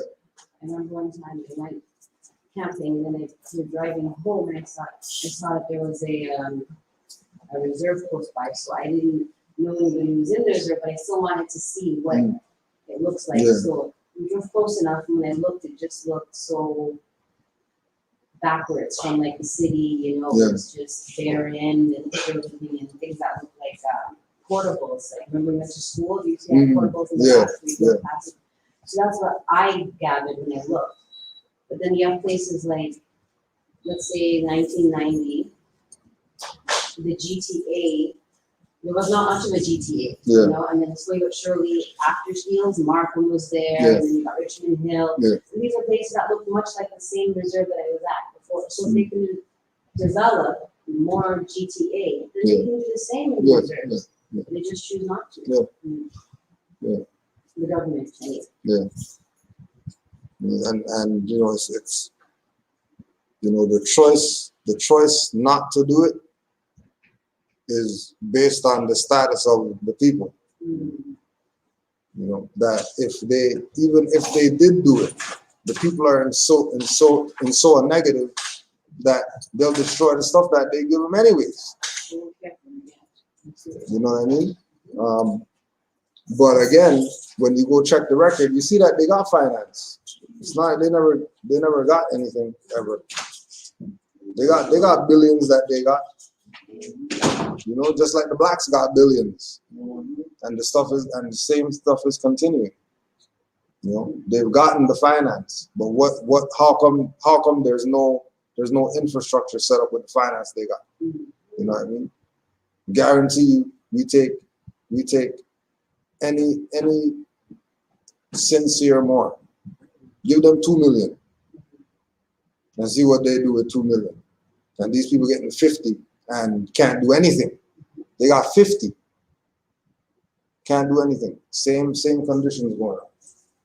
This is generation upon generation upon generation upon generation. This is just how it goes, right? And you know, we're at the place where it has to be because of the status. Because if they're giving you the 50 million, you can't say they hate you. You can't say the cracker devils, but they gave you 50 million. You know? Right? There's obviously something else going on here. You know what I mean? And what is going on? Like what I was saying, what is going on is sorcery on ourselves. That we can't even see the enemy, but the enemy's there. And we're laid out, everybody's laid out, shot up, and then everybody's looking and can't find nobody who shot anybody. But everybody's laid out. Crime in our communities. You even know, couldn't even name the parts of a gun, but they got every kind of gun or whatever. Know how to shoot people, just know how to put bullets in there and squeeze the trigger. But that's all they know. And they quickly organize themselves and start policing the communities or whatever like that. If it's like that, we're talking about, you know what I mean? So what are the solutions? You know, solution are the drug dealers, stop the BS. Since you got it like that, pay all these people's rent in the hood and all that stuff. Do something with this stuff. Like you don't need 25,000 shoes. You don't need 50 cars. You want to have 50. You don't. What are you doing with that? What about do something with it? You know, you already did negative doing the stuff. Why don't you use it for something good? Get some karma, some positive karma back for all the BS that we did. You know, right? All the gangbanger whoever's, they meet, they have a truce, stop the BS, and we're gonna start policing the community. Anybody have issues? You call this number. You're not calling 911 anymore. Matter of fact, there's gonna be one of us on every corner out here because they don't have no job or nothing like that. So the gang banging, they got time. They're standing out there anyways or whatever. So we'll do something. Right? You know, all the people classified Negro, black, colored. Here's a solution. How about get a nationality?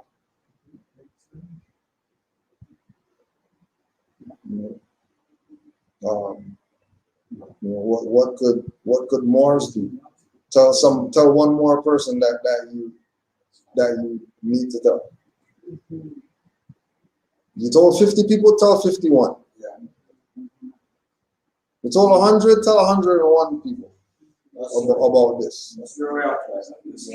Yeah. Right. It's one day no George is gonna pull up flushing chain. Yeah. And they'll wake up. At least he started telling us. So we're aware of what's going on. Yeah. You know, because there's work that's being done. You know, but more work could be done if more people did work. And not that they need permission to do it or somebody said, they're just doing it because this is what has to be done. There has to be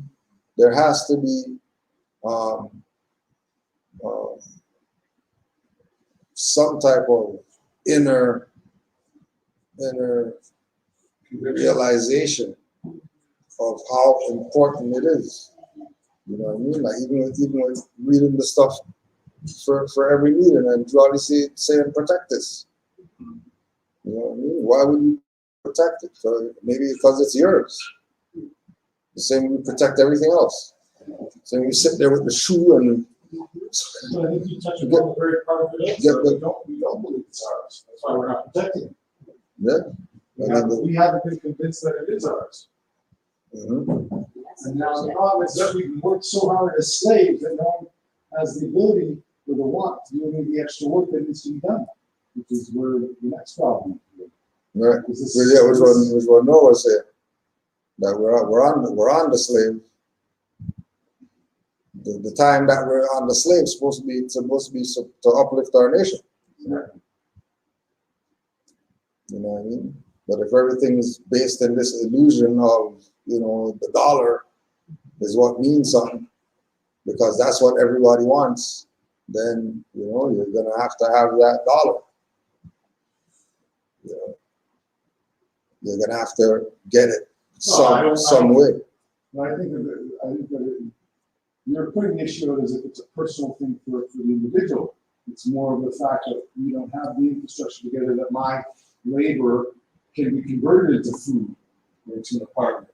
I have to find this so-called currency to then negotiate with whoever else to have at least the basics of life. Right? Same thing. Good job.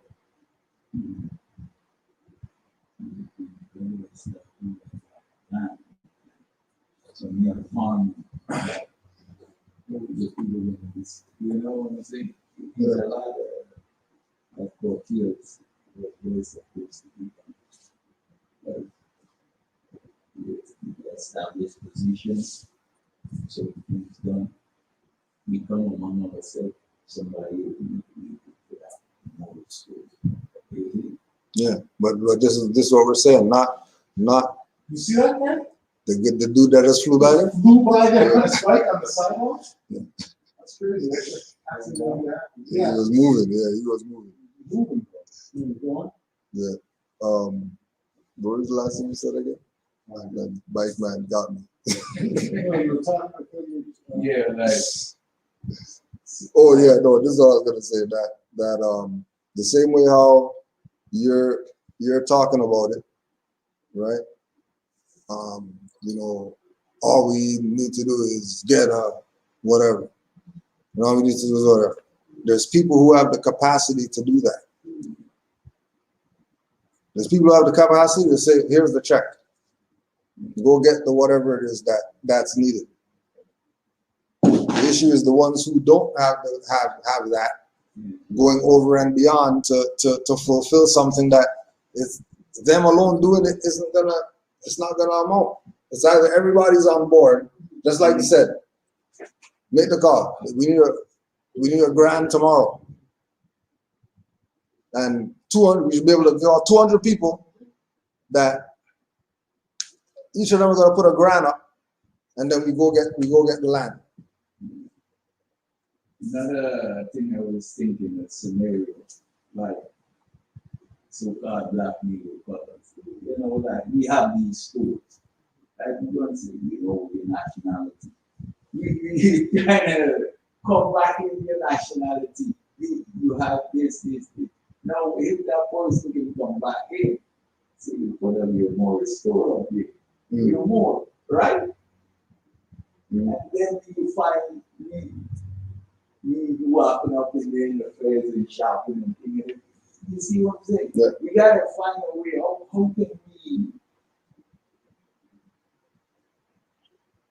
bring those individuals those infrastructure back in to see who they, by say, call them back on their nationality. Yeah. I would say, Surge. Everything that.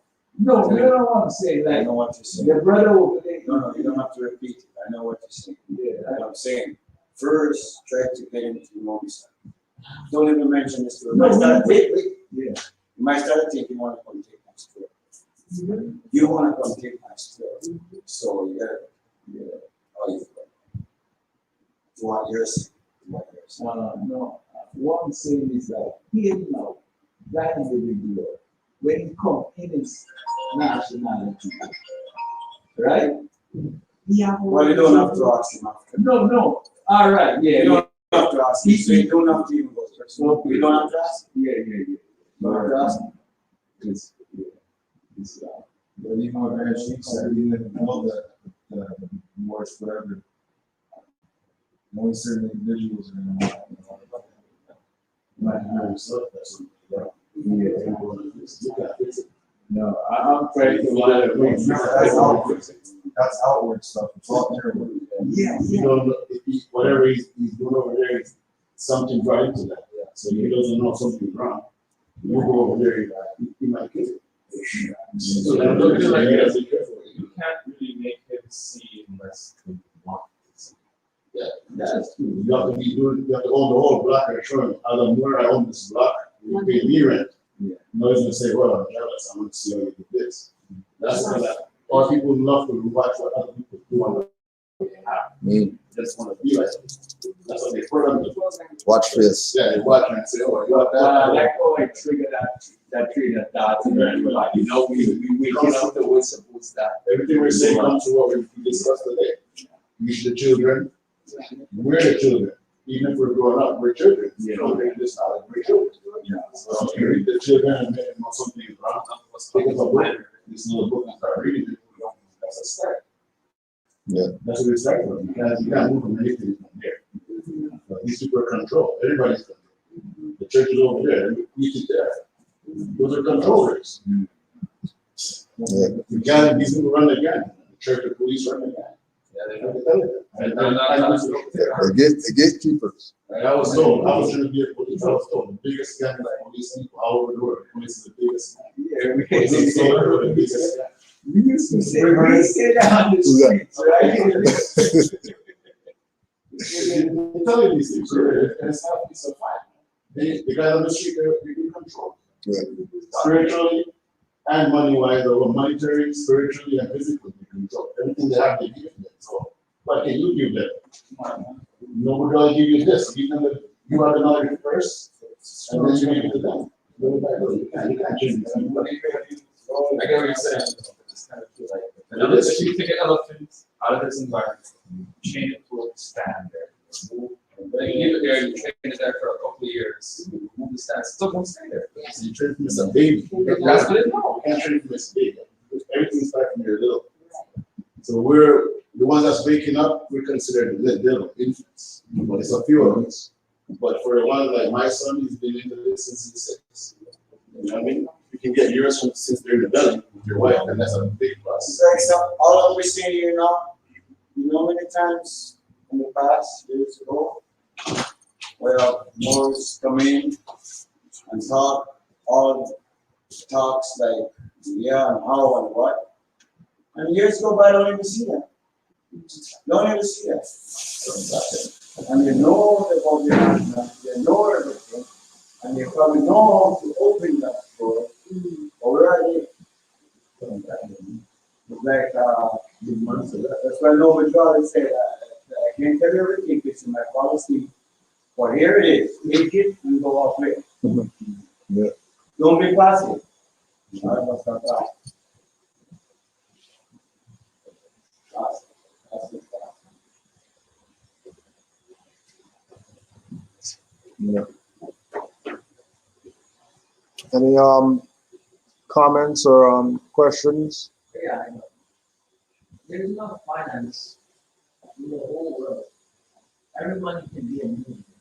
And if in time, we will go back to the same process. Because of the mindsets that people have. And so then, it's the brain. Not sure.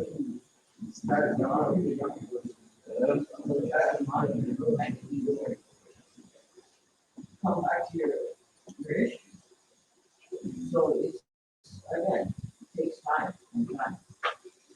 Maybe it's coming next week, maybe it's coming 100 years from now. It has to take time to develop. That's why my friend says if somebody like Donald Trump is rich, a person some people's mindset. If he was to be a very poor person, $1 million, $1 million within the year will come go back into his pocket. He knows this. Yeah. Because of their mindset, they're not. You don't know what to do with $1 million. Yeah. They're not knowledgeable. We're going to spend it like this. Yeah. And it will come back to us because we set up the store that they're going to buy from.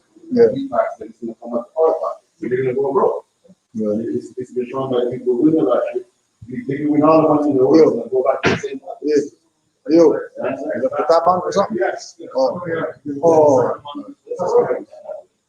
So, No, I didn't know. I thought you did like last time. I thought you left it on. individually, where is our studies take us? That we're here. We're all here. You know the process. We get most of it. One of the things I also brought up, people have brought this up with Cujo as well, is we have to start planning how it's going to look when we're there. How does this look? Are we ready? When they give you the keys to the jet airplane, can you fly it? Or like you said, or is it going right back? So the next part of this, I think, is practicing and getting ourselves ready to take over. That's why the prophet said, I'm going to leave the European here long enough to teach you government. Are we learning government? Are we learning procedure? Do you carry on? Do you carry out procedure? Because as I said, the thing is, we're all waiting for this stuff now. Waiting to be given something. I said this to Cujo, it's not going to be given, or maybe to you guys, it's not going to be given to us. You've got to earn it back again, which is going to mean the start early. So you're learning. Okay, like what you said the other day, the Taliban, they're still right now. Yeah. Well, I read big work it now with each area of study, which is government. Everything that somebody would want to do with his transportation, whether it's being a politician, the information is there. So whatever you study and you could just put yourself there by your knowledge of what you're studying, and then this will fall into place. Yeah. But for me, it's multiple things. I don't know which area I'm going to be champion in or whatever. Yeah. Where my study leads me to, then that's where I will help. But if I see my knowledge lead me to that, but until you have that knowledge, you can't go to someone and say, "Help me to do this." When it's time for you to take the stand to be the leader of your department or whatever you're going to be champion. Right? Everybody's not going to champion the same area. Like you said, farmers. If they were to give you the $1 million and say, go do the agriculture, go open the supermarket, go open the restaurant, are you ready for that with your knowledge? You've got from the arts, how do I do this? You should already have your library set up and you're able them to put them into place. You're going to be the cleaner, you're going to be doing that, you're going to be, because you already have that knowledge to lead that system.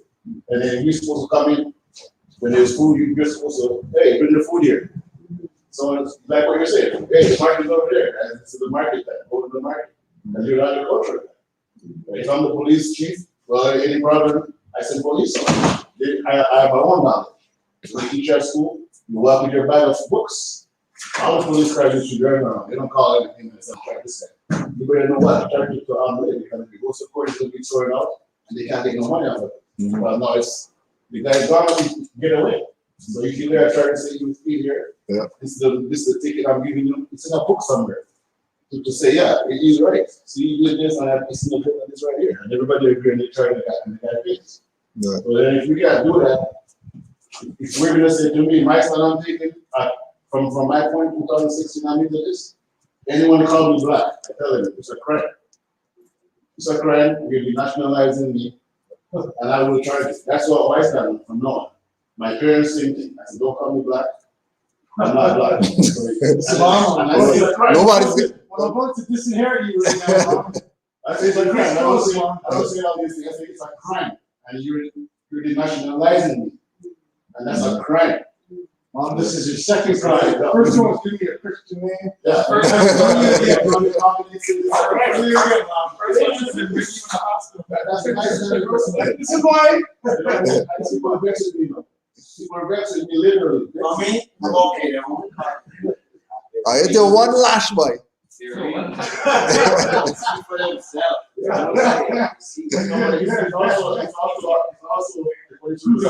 That's one way to kind of wake them up. No, I get it. But when you stand this thing, that stands so powerful. Yeah. It's in law. So Right. that's no crime. Yeah. And this is what we're trying to do. But if you take us and say, hey, I'm not that, and I used to be that, but now I know. And I said, oh, you guys like if I call your name? Oh, you guys don't like people to call your name. Yeah, yeah. So why are you calling your name? That's not a name. You're black. The European, they were trying to tell me, in sometime in history, they experiment on blacks. So I said, well, yeah, they did that, but the people weren't black. Yeah. And he says, I said, it's you people pushing this black shit, you know something was going wrong, but it's the people weren't black, you know who they are. He said, oh, sorry, I didn't know. I said, no, you know, because I'm telling you, they did something to some indigenous people and they call it black. So to you guys, it's nothing, it's an experiment. Yeah. So you know it's an experiment, Yeah. you've done to some people, and you always say it's black, it's nothing. Yeah. I said, I'm gonna make it something. They weren't black, and I'm not black. And that's why I'm not taking the vaccine, but I'm not black. Yeah. Right? That you bring that up, I got an argument with one of someone I used to work with in my old job. I was like, bro, you're not Canadian. Like, this is why I'm starting to get into the more the science and stuff. Like, bro, you're not Canadian. It's like, nah, I'm a family come from here. No, they don't. He's like, what do you mean? How could your family come from a place that's barely been around 200 years? Yeah. Where do you come from? Like, your name has to be something. Like, this is, so, yeah, we come from France. I'm like, there you go. There, all right? So, right there, your French. So, like, you know how ancient France is supposed like the French and Gaul, like, look at it, we're talking about something that's very nothing. And this is the European. I'm telling them this, like, think about it. How did you get over here? How did most Europeans get over here? Yeah. Crime. You guys are sent over here for prisoners of war, slaves. Running away. Running away. Yeah. Okay. So Running away to paradise. paradise, yeah. The promised land. Yeah. Going away to the promised land. I honestly want to say that. I just say it's honest, it's true. More of the Europeans are more, you know, they're more into this one fact here. Pardon me? The Europeans are more wanting to hear this information. Yeah. I thought I told you that in the video, and I said I have no problem with them. I have a problem with my children. Yeah. So you I don't tell have them no problem. like, no, that makes Because sense. it's my children. I I don't know know that. what You my need children. to know that my own that nobody says they're waiting for you. Mhm. I mean, you say you're glad, you see that physically, but the first time you told them that they're waiting for you. Talking to them and they tell you there's stuff and you just sit there quiet. So like, I'm not uncle's barbecue. Guys from Village. Mm. I'm talking to them like, yeah, because over here used to be Corsairs and the Barbary boys, the Barbary pirates, and I'm like, so if you know this, Yeah. What is it? Why are you playing? Yeah. So he's like, yeah, I know. So if you know, It's okay. You know that you know. Yeah. That's the thing. and the rest of my cousins are just there looking like, what's going on? The last sheep, the rest of your last sheep. Yeah. Uncle on both times, no one can tell me. That's the guy you guys can talk. Not listening to me, I'm just talking. Now he's talking this way. Did they talk to him?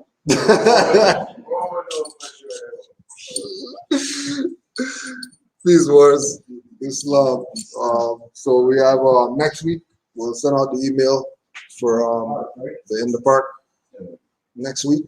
Once it's weather permitting. And the 12th of September, Town Hall, and end of the month.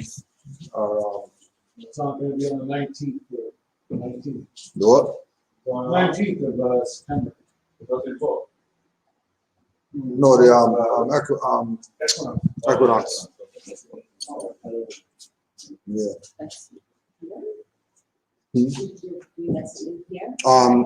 The Equinox is gonna be Hamilton. Hamilton, yeah. So yeah.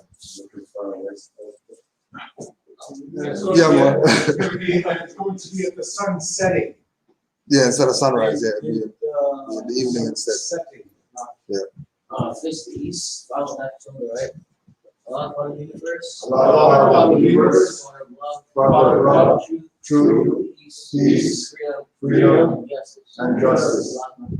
Allah is my protector, my guide, and my salvation. By night, and by day, His holy prophet, no Deuteronomy. Islam was big thanks. Yeah.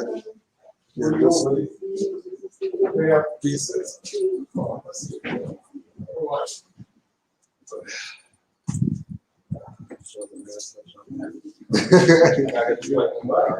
No, the white ones, but those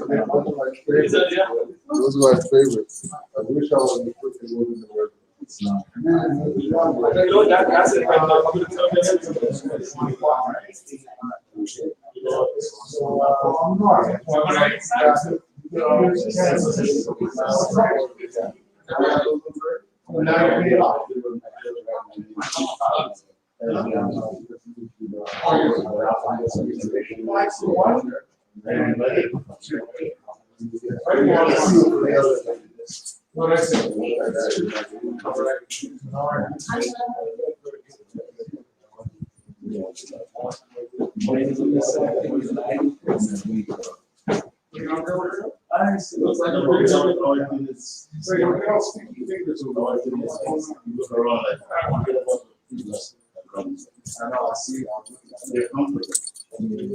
Islam wars, peace and love.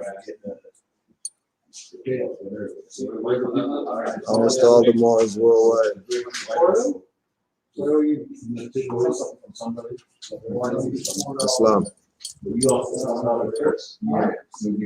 Islam.